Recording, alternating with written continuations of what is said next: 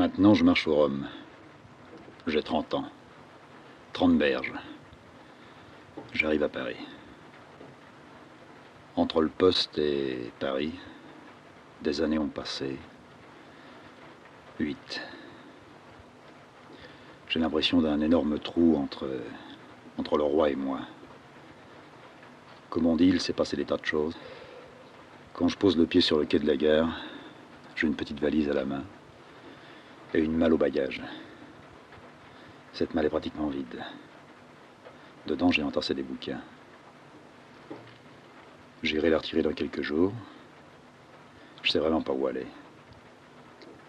Mes pas m'ont, disons, automatiquement conduit jusque-là. Je sais que j'ai le métro, que je vais sans doute le prendre. Retrouver machinalement des correspondances que j'ai connues. Et peut-être débarquer dans un coin tout à fait perdu, méconnu de moi. Je me suis dirigé vers la bouche du métro. Je suis descendu, comme tout le monde, j'ai fait la queue, j'ai pris mon ticket. Et je me suis retrouvé sur le quai du métro. C'était 7 heures du matin. Plein de types qui allaient gratter. Alors que j'aurais pas aimé reposer mes pieds dans les mêmes empreintes. Alors que j'ai cru, à un moment, que j'avais effacé derrière moi toutes les traces. Je ne me pose pas la question où je vais, mais disons que je vais. Je me retrouverai comme ça à Châtelet où je changerai.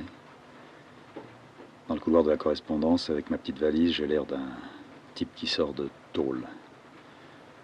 Je vais un peu nageant dans ma tenue, une tenue tout à fait nouvelle par rapport au passé. Je porte une veste, un pantalon, une chemise avec une vague ficelle autour du cou comme cravate. Je me retrouverai sur un autre quai. Je suis dans les entrailles de Paris. Seulement si je patauge dans ses entrailles à lui, j'ai l'impression surtout que je suis empêtré dans les miennes. Je me sens faiblard. J'ai envie de tousser, j'ai la colique. Je me laisserai pousser dans le train. Puis j'arriverai à une autre correspondance. Sorte de pays de connaissance. Le rond-point des Champs-Élysées, qu'on appelle maintenant Franklin Roosevelt. Je me retrouverai encore dans un autre métro. Dans un autre wagon. Avec encore plus de monde. Ça doit être l'équipe des gars qui commence à 7h30 à peu près. Je vois leur gueule. J'ai du mal à imaginer la mienne. De temps en temps, je jette un coup d'œil dans la vitre. Je compte les ampoules. Je me surprends à suivre un chemin par les yeux. Le chemin latéral de plusieurs câbles qui, le long du tunnel, courent, descendent légèrement quand ils quittent leur crochet. J'en aurais pas pour longtemps si je voulais remonter en arrière. Seulement, sans me l'être interdit, j'aimerais avoir tiré un trait. Le sentiment aussi de tirer des traits continuellement en dessous une page, de faire un total, et de me retrouver sur un report, en haut à gauche d'une grande page toute blanche, que je vais encore écrire à ma manière.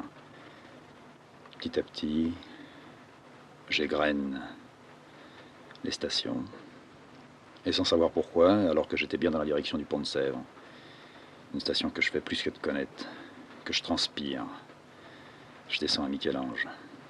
Pourquoi je change l'âge, j'en sais vraiment rien. J'abandonne une partie du troupeau, du paquet. Un autre paquet me précède et me suit. Et je débarquerai vraiment sans m'en rendre compte. Pire qu'un somnambule. On aurait bon me siffler dans les oreilles. Je rouvrirai pas les yeux. J'ai les oreilles un peu ouvertes, les yeux un peu ouverts, la bouche bien fermée. Je me retrouve à la porte d'Auteuil. Porte d'Auteuil, là, il y a plusieurs autobus qui partent, dont un que je connais, que j'ai rarement pris. Auteuil, ça n'a jamais été mon coin. Mon coin, c'était plutôt la porte de Saint-Cloud, la place Marcel Samba, la place Nationale, le pont de Sèvres. Comme si je voulais faire un grand détour pour arriver quelque part. Un quelque part auquel j'ai de moins en moins pensé, compte tenu précisément que je voulais tirer des traits partout. Seulement les traits ont fini par faire un grand carré. Et dans le milieu du carré, moi je suis. Alors dans le 75, je fais comme tout le monde. Je me sers sur la plateforme, je mets ma petite valise entre mes pattes et je vois le bois de Boulogne. Une partie du bois de Boulogne qu'on rôle, qu'on frôle, qu'on rase.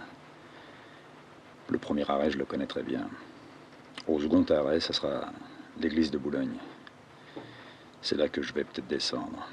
Et comme quelqu'un derrière moi me tape sur l'épaule et me dit « Tu descends ?» Ouais, je dis « Je descends ». Je descends donc à l'église.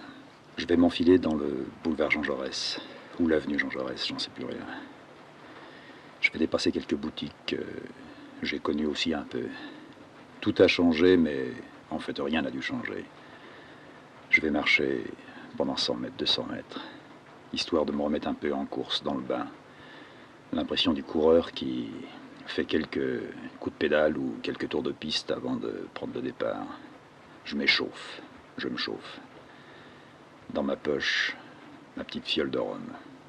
Oui, j'ai dit je marche au rhum. Il n'y a plus que ça pour m'en faire tenir. Il me semble que quand j'en ai un litre dans le coffre, je commence à mieux carburer. Non pas à mieux faire face aux choses, mais là encore à avoir un grand crayon dans le crâne et à tirer le xème trait. À Trôneberge, j'ai le sentiment de partir à zéro. Mais quel zéro? Un zéro énorme, béant, une grande gueule ouverte avec dans le fond un peu la langue d'un type que j'ai connu. Quelque chose de tout noir vers lequel je me dirige. Ce sont des cris, des voix, des appels qui, disons non pas me réveillent, mais me sortent un peu de cette espèce de chaos dans lequel je suis en train de rouler tout doucement depuis que j'ai pris le train. Quelques kilomètres avant Paris, quand on voit la ville toute brillante qui illumine le ciel, même dans la nuit, alors qu'il pleuvait, je crois beaucoup, que sur les vitres on voyait toutes les gouttes couler. Moi j'étais debout dans mon couloir, j'avais pas voulu m'asseoir de la nuit. J'avais regardé. Regardé comme si je me trouvais dans un pays étranger. Mais je n'étais non seulement dans un pays étranger, j'avais la conviction que j'étais dans un corps étranger, que mon crâne, mon esprit, avait envahi un corps qui lui filochait, s'effilochait. J'avais des pertes au sens figuré, au sens propre. Je poussais mes pas un peu en avant, je tirais mes pas un peu en arrière. Sur le boulevard, si quelqu'un m'avait regardé, j'aurais donné l'impression d'un taulard. J'ai vu quelques taulards rentrer chez eux sans avoir perdu personne. Moi, je les guettais. Je ne savais pas que c'était les taulards. C'est par la suite que j'apprenais ça. Il y avait toujours une démarche tout à fait particulière. Ils ne descendaient pas dans l'autobus en fonçant vers une maison, en tapant à une porte et que quelqu'un leur ouvre la porte. Ordinairement, ils descendaient d'autobus très timides. Ils avaient aussi envie de payer en descendant qu'en montant. Puis ils s'en allaient comme ça. Le seul port d'attache pour eux, c'était d'essayer de détrouver un troquet. Pour moi, pas de troquet, j'avais mon troquet ambulant. Toujours une petite réserve dans ma poche, une autre dans ma valise. J'avais une petite bouteille très plate, une bouteille pour les voyageurs, que je allais remplir en douce. Dans le train, je suis allé la remplir 2-3 fois, dans les chiottes. Je commençais à avoir les mains qui tremblaient. Ça me rappelait absolument rien. Je voulais pas me rappeler. J'avais pris un curieux chemin.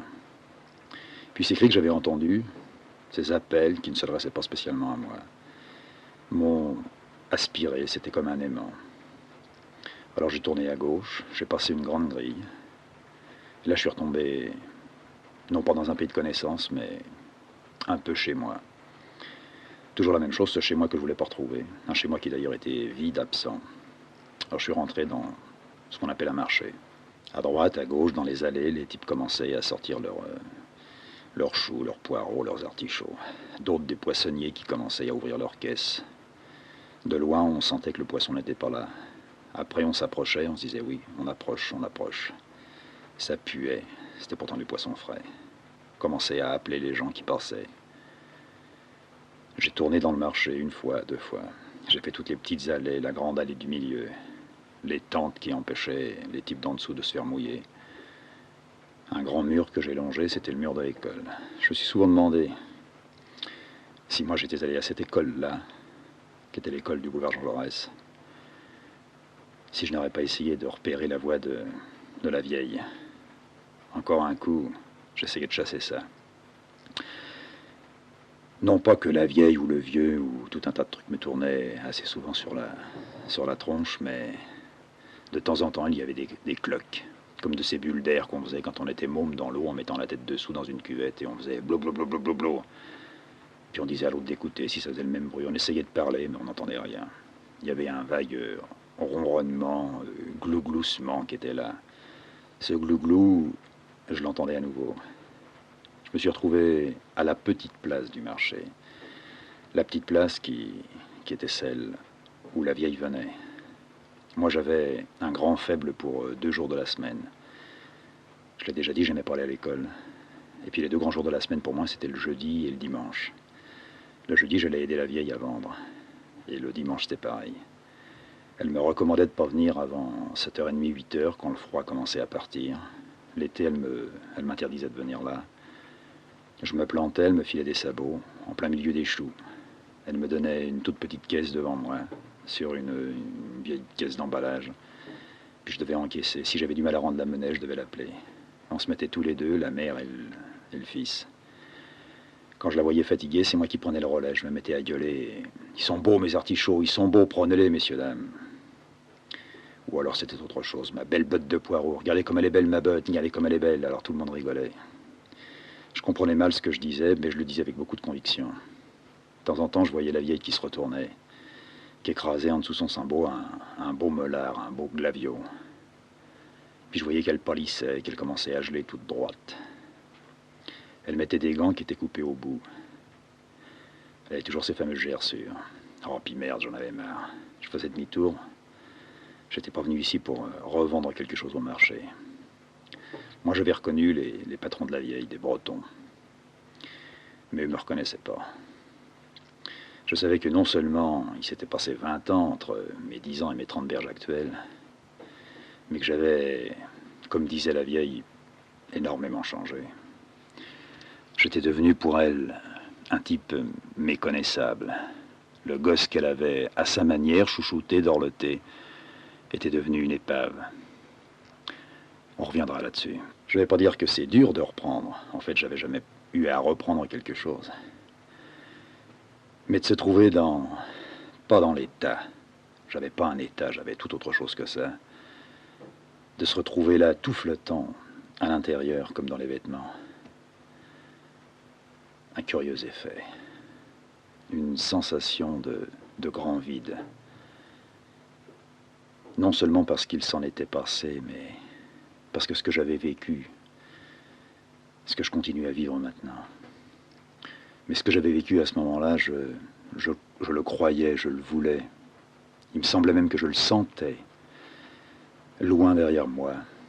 Quand jour après jour, je butais à droite et à gauche. Chaque matin, là où j'étais, là où je vais venir remettre mes pieds. Je me disais, non pas c'est un jour neuf qui commence, mais la journée d'hier est complètement effacée. Je dois oublier ce qui s'est passé, aussi bien hier qu'il y a 1 mois, 1 an, 10 ans, 20 ans. Je pensais plus, ou en tous les cas très rarement, à Leroy, au poste. Je pensais plus aux vagues copains ou copines que j'avais eus, pas plus qu'aux vrais amis, enfin ceux que j'avais trouvés être des vrais amis. J'avais perdu tout équilibre dans mon corps. Rien, plus rien ne fonctionnait, rien. J'avais joué le non-fonctionnement, la désorganisation complète, l'avilissement d'un corps, me découvrant malade, toussant, me chiant dessus comme on dit. Et je m'étais roulé dedans. Et là, ce matin, le premier matin d'un retour, non pas d'un enfant prodige, mais d'un étranger. Si je m'étais regardé de temps en temps dans le métro, ou quelquefois aussi dans le train, en allant aux chiottes, je me regardais en me fuyant, comme un hypocrite, comme un type qui voit et qui sait. Je me plantais de moins en moins rarement les yeux dans les yeux. J'étais fasciné par cette impression du regard, d'un regard très creux, très vide. J'ai pas envie de brosser un tableau très sombre, mais j'étais un peu au bout du rouleau. Mais c'était aussi une impression, une sensation, une illusion, mais je l'avais. Je l'avais qui était celle d'un gars qui avait 30 mètres à parcourir, 30 mètres représentant un an à chaque fois. Puis aussi cette idée qui s'était vraiment greffée, vissée en moi. En arrivant à 25 ans, je me disais j'en ai encore pour 2 ans. Puis à 26, j'en ai encore pour 1 an. Et pas du tout comme un malade qui se dit dans un mois si ça se trouve je n'y serai plus. Alors que j'ai connu aussi cet état-là. Au bout d'un mois, j'étais presque content et en même temps navré d'y être encore. Mais ce n'était plus un mois, c'était 1 an que j'avais à passer avant d'arriver à 27. Qu'est-ce que c'était que ce chiffre 27 pour moi? Au commencement, vraiment, je n'avais pas trouvé d'explication. Pourquoi 2 ans? 2 ans, tout simplement. Peut-être parce que c'était loin de moi. Mais 2 ans, c'est vite fait. Malgré tout ce que je pouvais connaître comme emmerdement intérieur, comme type qui se fait vraiment chier. Je vais vraiment en parler de ça. Un type qui se fait chier, vraiment. Non seulement qui se fait chier dans son crâne, qui a vraiment une cervelle devenue un paquet de merde, qui flotte dans un autre paquet de merde qui se liquéfie. Mais je me faisais chier dans tous les domaines. Je me faisais chier physiquement. Je déconnais organiquement. Je la jouais, cette maladie, mais en même temps, je sentais que je barbotais mal, que de temps en temps, je perdais pied. C'était plus dans de la vase que je coulais, mais dans mes propres excréments. De temps en temps, j'aimais regarder ce que je faisais, ce que je me faisais. Un peu comme le roi me l'avait dit, mais tout en l'ayant apparemment oublié. Je chiais dans des petits bouts de papier et je jetais un œil dessus. Ça me semblait de plus en plus liquide et de plus en plus laid, d'une sale couleur et d'une sale odeur. Je surprenais des types s'écarter de moi dans le tramway que je prenais pour rentrer dans ma piaule. Et puis les 27 ans sont arrivés. Les 27 ans, et c'était très fixé, c'était dans un mois de novembre. J'ai passé un mois de novembre, les 17 premiers jours du mois de novembre, convaincu que j'allais dégringoler, glisser sur une peau de banane, passer sous un camion, ou bien ne pas me réveiller, ou bien me réveiller avec une énorme douleur dans le cœur, dans le corps, que ça allait être fini. Et c'est le 17e jour, disons que tout est revenu en ce qui concerne ces 27 ans. Pourquoi 27? Parce que c'est à 27 ans que l'oncle a réussi à se flinguer définitivement. Ça, je venais de le retrouver comme un gars dans un grand désert, comme je me suis trouvé moi, me perdant, sans revenir toujours sur mes propres traces, affolé au départ, me disant je suis perdu, et puis de retrouver un petit morceau par terre, un petit bout de bois qu'un type avait touché, ou un morceau de gamelle abandonné, ou un bouchon, ou un lacet, ou tout simplement une empreinte. Alors moi je venais de retrouver mon empreinte, l'empreinte que peut-être j'avais oubliée. Les 27 ans, c'était, je viens de le dire, l'âge que l'oncle avait choisi pour partir. Il m'était absolument certain, ancré, décidé, senti, vécu, sans le savoir, que j'avais décidé que 27 ans, c'était ma limite. Et la nuit des 27 ans, qui n'était pas mes 27 ans à moi, qui était ses 27 ans à lui, moi je suis né un 1er juillet 24, la nuit de ces 27 ans, j'avais un flingue. Je l'ai vraiment caressé une bonne partie de la nuit dans les chiottes. J'arrivais pas à faire ce qu'il fallait faire. Alors, pour me prouver que je me dégonflais pas, assis sur la lunette, le froc entre les jambes, je poussais une balle mentale avec le gros espoir de m'en tirer une dans le coffre. Ça aurait pu être une plateforme, un à partir de me dire aussi, si jusqu'à présent, je me disais pratiquement tous les matins, puis ensuite presque toutes les heures, ça va changer. J'aurais pu me dire maintenant, oui, maintenant les choses vont changer. Non pas tu as la preuve, mais non pas non plus superstitieux comme je l'étais devenu. Mais peut-être je me découvrais un type à date fixée, un fanatique, un maniaque. Ça, j'en avais des contrôles sur moi. Je remarquais que j'avais non plus seulement des repères, mais des points d'appui, des points fixes, un peu comme des points d'orgue qui, de temps en temps, me permettaient de faire une toute petite halte. J'aurais pu croire que j'allais sauter. Puisque je ne sautais pas dans le vide, j'allais pas non me mettre à sauter dans le plein, mais sauter dans ma propre peau. Envoyer tout chier après m'être envoyé chier moi-même. Et démarrer. Démarrer de quelle manière, ça je ne pouvais pas le savoir. Mais démarrer. Lentement. En oubliant que j'étais peut-être dans l'impossibilité de faire un pas. Puis les 27 ans sont passés. Et la promesse, cette promesse dégueulasse que je ne tenais jamais, à mon vrai anniversaire chaque année, à 24, à 25, à 26, à 27, plus loin à 30, à 40, à 45. Cette nouvelle année que j'attaque, je ne veux pas qu'elle soit comme les autres, je veux qu'elle soit une année blanche, propre. Une année définitive dans la décision. L'année du gars qui va se prendre, avec ses mains, avec ses jambes, va faire en sorte que les choses devront changer. Et le 2 ou le 3 juillet, je me retrouvais dans le même pétrin, dans la même incertitude. Une incertitude qui finissait par m'être vitale, comme ma petite goutte de rhum. J'ai quitté mon marché, là, ce matin de mon arrivée. J'avais passé, je vous ai dit, 30 berges. C'est facile à comprendre, je venais de revenir à Boulogne. Alors qu'une heure avant, vraiment, très, très sincèrement, je ne pensais pas du tout à Boulogne. Paris, c'était Paris comme ça aurait pu être Bordeaux, ou bien Londres, ou bien Amsterdam. Mais tout de même, ça avait été Paris.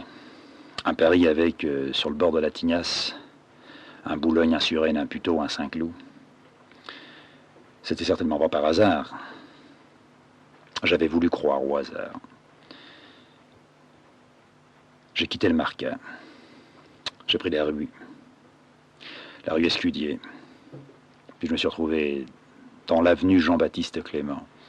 J'approchais avec dans le corps, ça n'avait absolument rien à voir avec la petite goutte de rhum que j'avais, enfin une goutte qui avait une drôle de proportion. J'approchais avec un tremblement. Je n'étais pas fiévreux. Enfin, je n'étais pas fiévreux mentalement.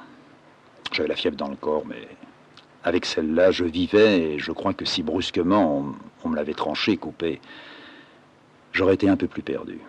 J'aimais cette sensation, disons, de fébrilité qui vous prend aussi bien la nuit que le matin au réveil, qui vous secoue, qui vous jette sur votre lit alors que vous êtes dans le lit, qui fait ouvrir et fermer les oreilles et les yeux,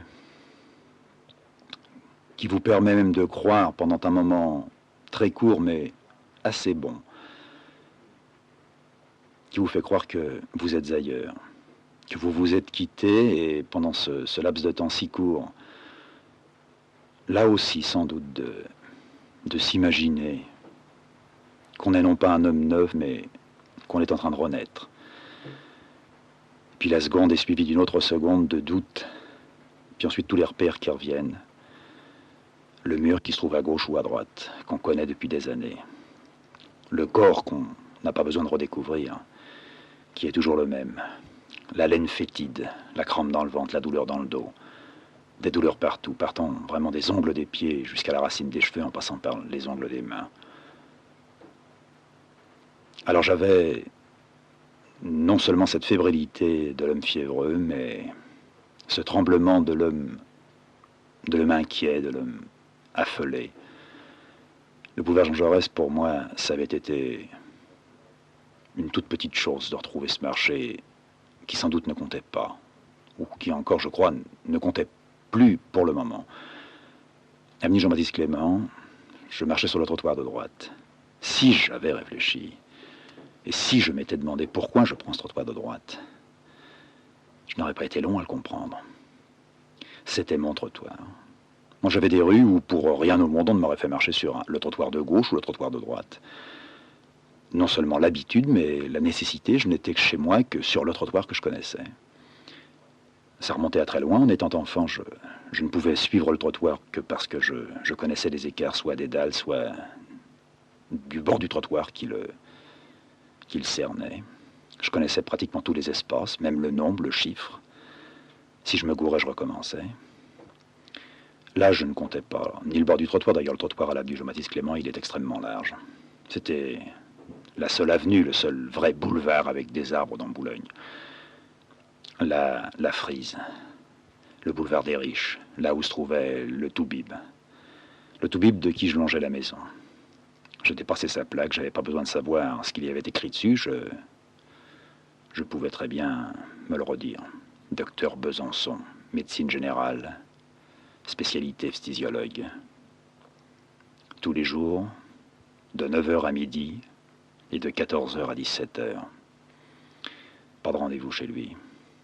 Un peu plus loin, je dépassais une autre maison, que je connaissais aussi très bien. En étant enfant, je m'étais arrêté avec des petits copains, des petites copines, devant la plaque tellement aguichante, curieuse, et qui ensuite avait été tournée en dérision. Une plaque en tôle émaillée. Il y avait, sur le fronton de la maison, un très grand calicot, sage-femme. Sage-femme, ça ne disait rien quand on avait 7 ans, 8 ans. Mais la plaque disait quelque chose. Sur cette plaque, un champ de choux immense, comme on ne savait pas que ça existe. Et d'un des choux en premier plan, un bébé joufflu, assez grotesque, très mal dessiné, qui tendait ses bras avec les yeux ouverts vers un soleil ardent, dont les rayons étaient dessinés comme une roue sans cercle.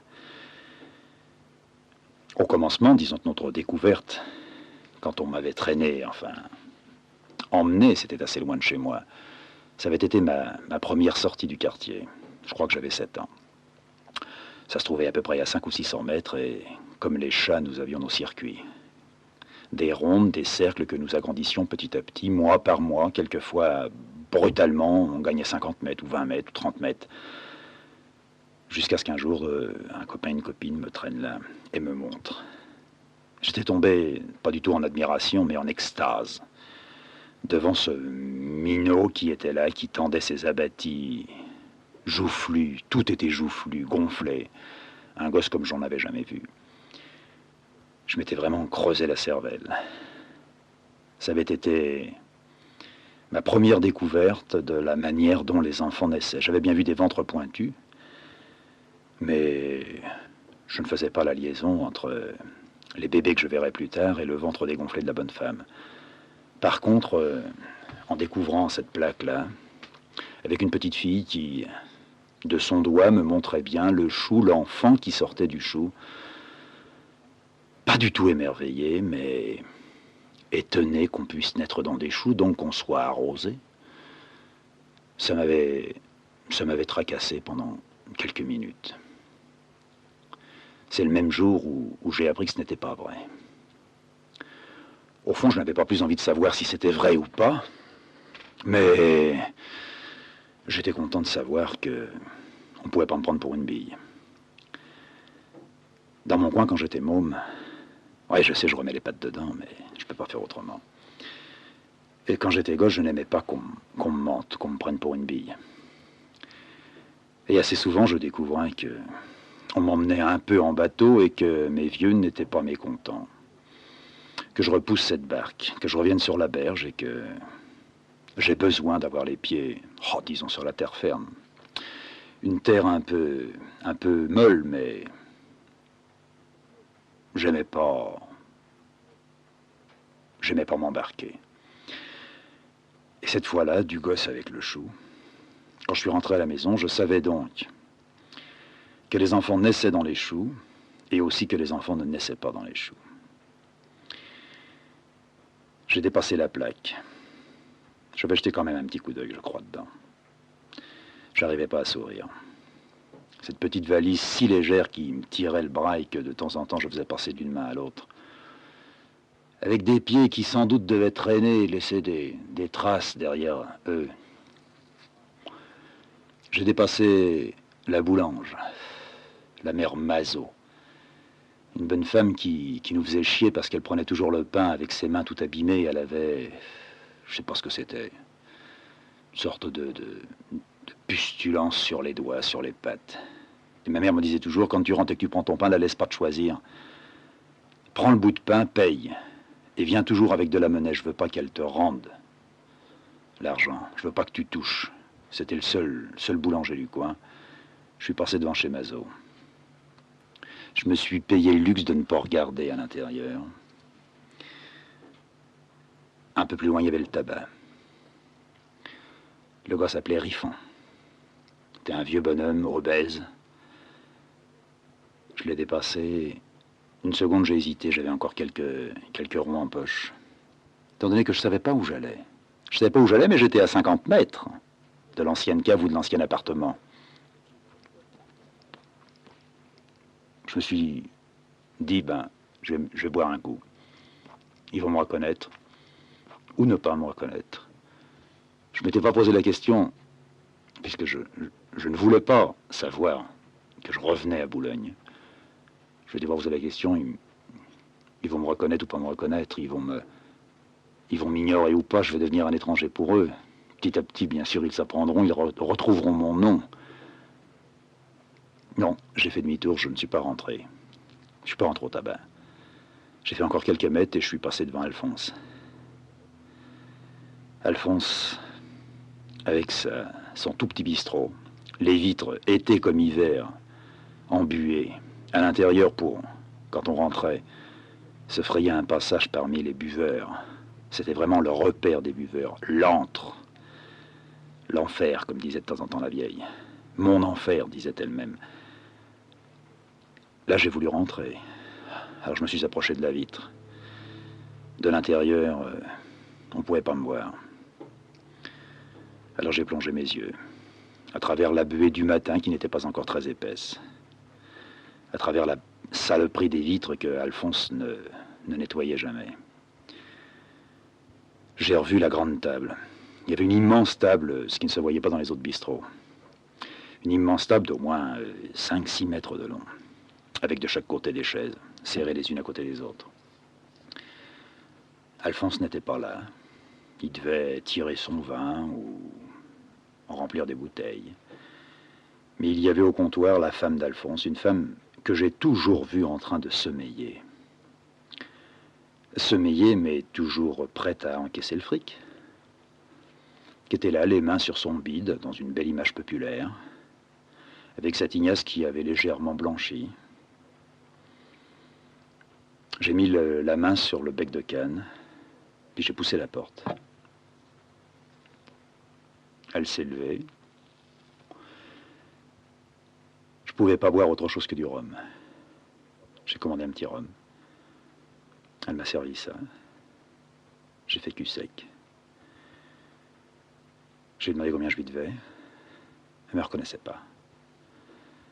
J'avais envie de pisser, alors j'ai retrouvé les chiottes très naturellement. Il fallait passer dans une cour, longer encore un mur, un tout petit couloir de rien du tout qui était en cul-de-sac, une impasse. C'était là-dedans que de temps en temps des gars allaient se mettre pour dégueuler. Là j'ai croisé Alphonse. Il ne tirait pas du vin, il ne pompait pas quelque chose, non, il nettoyait des bouteilles. J'ai vu son gros cul, il s'est pas retourné. Je l'aurais reconnu de dos, même dans la nuit. Alors j'ai pissé un coup, je suis ressorti, je suis revenu dans la salle du bistrot. J'ai redemandé un rhum. Et j'ai dit à la femme d'Alphonse, je peux m'asseoir. Elle m'a dit oui, la sirène a sonné. J'ai haussé les épaules. La sirène, c'était plus pour moi. C'était plus pour moi à ce matin-là. J'aurais peut-être à y penser, à revenir sur, non pas des décisions, mais des absences que j'avais créées. Il était plus de 7h30. Le coin était calme. J'étais le seul buveur. Sur la table, j'ai posé mes coudes, mon petit godet tout petit bien étranglé en bas, avec un petit liseré doré tout autour sur le sommet. J'ai sorti une cigarette, j'ai commencé à bombarder. J'avais mis mes valises sur une chaise à côté de moi. Et je regardais tout autour. Ça fait un drôle d'effet, vous savez, quand on revient dans un bistrot qu'on a bien connu. Sur les étagères, les éternelles bouteilles. 3 ou 4 rangées de Pernod, parce que c'est ce qu'on boit le plus. Une outre de rhum, c'est ce qui est bon, le matin. Certains qui mettent ça dans la tasse du café pour bien le chauffer, d'autres qui le veulent sec à côté. D'autres qui le prennent sans café. Devant, le long du comptoir, le robinet. Puis toutes les bouteilles, le blanc pour le matin, le rouge pour l'après-midi. Petit blanc sec. Je redemandais un blanc, m'en foutais. Par-dessus le rhum, ça pourrait pas me faire de mal au point où j'en étais. Elle est venue, elle traînait ses savates, comme toujours. N'avait été seulement ses cheveux, je crois qu'elle ne bougeait pas, qu'elle était éternelle comme le bistrot. M'a pas adressé la parole, j'ai payé. Elle est revenue derrière son comptoir, elle a remis ses petites mains toutes potelées, toutes raides en même temps, sur son ventre, puis elle a fermé les yeux. Alphonse, de temps en temps, rentrait, reprenait des litres, allait, sortait, venait, les lavait, les égouttait sur le plancher. Après quoi, il achetait un peu de sueur par terre. Il s'est excusé d'en jeter sur mes chaussures. J'ai levé les pieds, je suis resté sur mon siège. Il a fait de jolis dessins. J'ai attendu. J'avais tout le temps pour moi. Tout le temps pour attendre. Pas pressé. Un peu comme dans un lit douillet dans lequel on aurait passé une bassinoire. Je commençais à me réchauffer. C'était le mois de novembre. J'allais bientôt arriver à un autre anniversaire. Mais un anniversaire qui ne comptait plus pour moi. J'arriverai au 19 novembre et je passerai peut-être d'une enjambée comme un ruisseau. L'anniversaire de la mort de l'oncle. Non, j'avais pas besoin de le chasser. Il s'était chassé lui-même comme un clou. J'étais ni bien ni mal. Assis. Peut-être que ce soir à 11 heures, on me foutrait à la porte. Peut-être que j'aurais trop bu, que je tomberais sur le trottoir. Peut-être que si Alphonse avait un peu de sympathie ou de la pitié pour moi,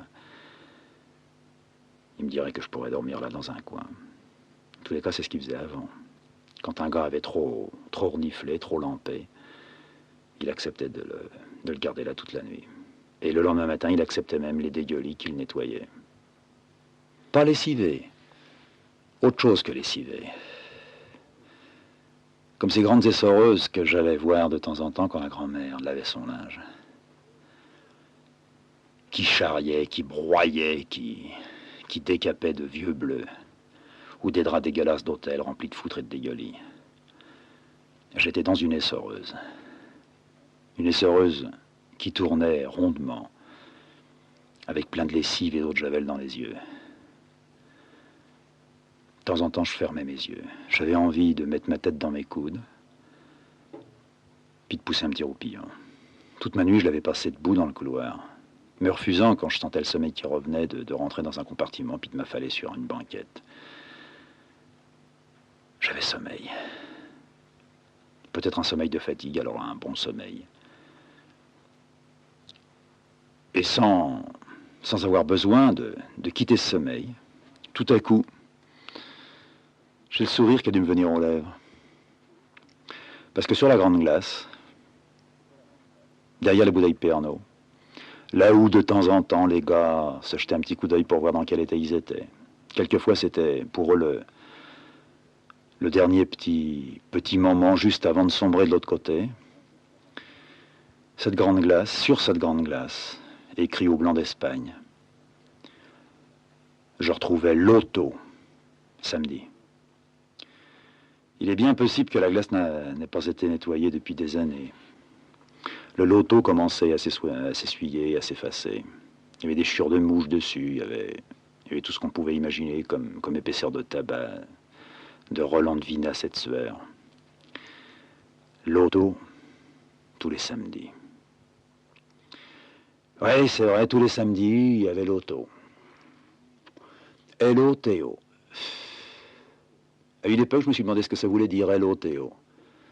L'auto, c'était un peu Coco. Coco comme un copain. Mais ça me semblait difficile que Coco soit inscrit sur une glace, et pourquoi? Alors j'avais posé des questions au vieux, à la vieille. À l'oncle aussi. L'auto, c'est quoi? L'oncle qui aimait beaucoup, qui affectionnait par-dessus tout les jeux, quels qu'ils soient, avait une répulsion pour les jeux du hasard. Pour lui, jouer un bourrin, c'était pas un hasard, c'était un calcul. Bien souvent faux, mauvais pour lui, c'était un calcul. Il avait des martingales du tonnerre, qui à chaque fois le faisaient d'ailleurs culbuter un peu plus, il paumait thune sur thune, louis sur louis. Mais c'était pas le loto. La belote, il n'aimait pas ça. La belote parce qu'il y avait plusieurs types en face de lui dont il ne pouvait pas connaître le jeu et qu'il ne pouvait pas calculer. Le loto, quand je lui avais demandé, il avait été long à me répondre. Mon père n'allait pas non plus au loto. La vieille, il n'en était pas question, c'était une femme honnête. Le loto, j'avais découvert que c'était un jeu pour les gosses. Un jour, j'ai eu un loto, avec les cartes, les jetons et les numéros dessus. Puis que quelqu'un, ou moi, ou l'oncle, qui s'emmerdait beaucoup quand il jouait avec moi, tirait, disait le numéro et je devais le retrouver sur ma carte. Tout le monde connaît le jeu du loto, donc on jouait au loto. Donc des adultes, des hommes, des grands, jouaient au loto chez Alphonse. M'avait un peu étonné. Mais comme j'étais gosse, l'étonnement avait laissé place à une certaine satisfaction. Il joue comme moi, je peux jouer. Comme moi, j'aime jouer. Encore que j'aimais pas tellement jouer au loto. J'ai jamais aimé perdre. C'est curieux, ça. Ne jamais aimer perdre et ne jouer que perdant. Enfin, passons. Je retrouvais donc sur la grande glace l'auto samedi. C'est peut-être par là qu'il fallait que je recommence. Non pas venir jouer samedi au loto, mais retrouver l'auto samedi soir. C'est bien possible, ça. Ou alors tout à fait comme ça, par hasard, encore une fois. Rentrer chez Alphonse alors que j'aurais pu rentrer au tabac. Ou à la boulangère. J'étais rentré là. J'acceptais tout. Je commençais à être blindé. Le rhum gargouillait bien, j'avais pratiquement pas becté. Le petit vin blanc n'avait pas l'effet, non pas que je voulais, mais peut-être pas l'effet salutaire qu'il aurait pu avoir. Au lieu de me réveiller, il me rendait somnolent. Alors c'était facile. J'ai revu. J'en ai revu des choses. J'en ai revu des tas de merde. Que non seulement j'essayais d'effacer le 1er juillet de chaque année, mais que j'essayais de l'effacer le matin ou le soir ou la nuit. Il n'y a rien à faire, tous les traits que je tirais, c'était des traits indélébiles. La gomme que j'avais, c'était une gomme qui n'effaçait rien. J'effaçais dans le mouvement, mais je n'effaçais pas dans la réalité, dans le concret. Alors j'ai revu un môme, avec une certaine tristesse pour ce môme-là. Mais je suis pas triste aujourd'hui. J'étais pas triste à ce moment-là, mais j'ai vu la tristesse du gosse, quoi. Quand le samedi soir, je devais avoir 10 ans, 11 ans, j'ai vu déboucher la grosse, la copine à la vieille, qui a dit « Je l'embarque ce soir, hein, vous me le laissez, je l'embarque. Hein. » Elle m'appelait son kiki, et le kiki n'était pas mécontent de foutre le camp avec elle. Il savait pas où elle allait, il savait pas où elle l'emmenait. Alors Kiki l'avait suivi. On s'était retrouvés chez Alphonse, elle me tenant un peu par la main, baragouinant je ne sais pas quoi. Déjà des insultes, des grossièretés comme elle était, non pas devenue maîtresse, mais toujours maîtresse. Maître en grossièreté, en merde, en cul, en con, ils me font chier. Je vais les baiser, ils m'auront pas. Puis on était rentré chez Alphonse. Moi je connaissais Alphonse parce que j'y allais de temps en temps chercher le vieux avec la vieille. Elle se servait de moi comme, non pas d'un tampon, mais à la fois d'une menace et d'un rappel à l'ordre. Elle poussait la porte, et puis en même temps qu'elle poussait la porte, elle me poussait dans le dos. Puis elle me laissait là comme un jeune con, là, comme un petit poulet dans une basse-cour, privé de sa vieille, Alors je cactais pas, mais je me faisais chier. Je regardais tous les gars un peu assis aux tables, au comptoir. Puis au bout d'un moment, je repérais le vieux, c'était facile. Je repérais d'abord les potes du vieux, puis je finissais bien par le retrouver. Alors, la vieille, elle savait qu'il me fallait quelques secondes, ou peut-être quelquefois une minute ou deux. Puis elle se penchait dans l'entrebâillement de la porte, et puis à l'oreille, elle me disait « Il est là !» Alors je disais « Oui, bon alors avance !» Alors j'avançais dans le bistrot. La sueur était bourrée de dégueulis, de clubs, de glavios, de chic. Puis j'allais vers le vieux, quelquefois au comptoir. Là, c'est quand il n'était pas trop mal. Quelquefois une table. Là, ça allait plus mal. Puis je m'approchais de lui. Je savais pas jouer la comédie que la vieille me disait de jouer, mais j'étais jamais rassuré quand je le retrouvais comme ça. Alors je me mettais devant lui, puis je lui disais, il y a maman qui est dehors. Il y a maman qui t'attend. On est venu te chercher. Alors je débitais ça d'une petite voix, toute gênée, toute fluette, au milieu des adultes qui avaient bu. C'était plus les adultes qui étaient à jeun. Les adultes à jeun, je crois que je m'en sortais pas mal. Mais les adultes qui avaient la cuite, je m'en sortais difficilement. Ils étaient, pour moi, comme dans un rêve. Alors, quelquefois, le vieux m'envoyait chier, quelquefois, il me prenait sur ses genoux, il essayait de me faire pomper un petit coup de son godet rouge. Quelquefois, c'était l'alerte pour la vieille. Elle rentrait précipitamment dans le bistrot et elle disait « Non, pas ça !» Alors, lui reposait le godet, il me gardait sur ses genoux, il essayait de me bécoter, c'était bien les seuls moments où il me bécotait. Il essayait de me faire tirer sur sa cigarette, puis après il octait.